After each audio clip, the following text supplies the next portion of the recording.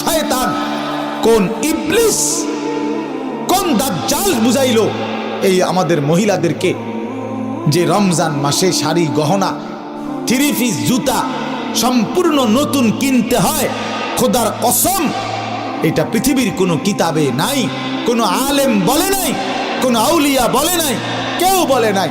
ইবলিস ছাড়া, শয়তান ছাড়া, দাজ্জাল ছাড়া আর কেউ বলে নাই। এটা দাজ্জালে বলছে, দাজ্জালে, শয়তান ইবলিসে বলছে। তোমরা ছেলেরাও মনে রাখো, ঈদ মানে নতুন কোনো জুতা না, ঈদ মানে ইবাদত। ঈদ তার জন্য খোদার কসম নবীজি বলছে ফারাহাতুন ইনদা ফিতরিহি, ঈদুল ফিতরের আনন্দ তো রোজাদারের বেটা, হারাম করে আবার ঈদের আনন্দ কি?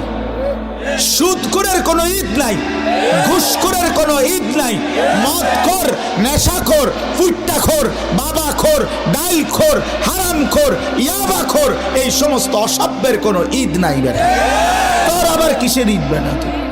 হ্যাঁ, বেহায়া নারী, বেপর্দা নারী রাস্তার পুরুষকে হাইটা হাইটা নিজের শরীর দেখাইছে, নাটক, সিনেমা, নর্তকীর নাচ গান দেখছে টেলিভিশনে, এমন অসভ্য নারীর কোনো ঈদ নাই।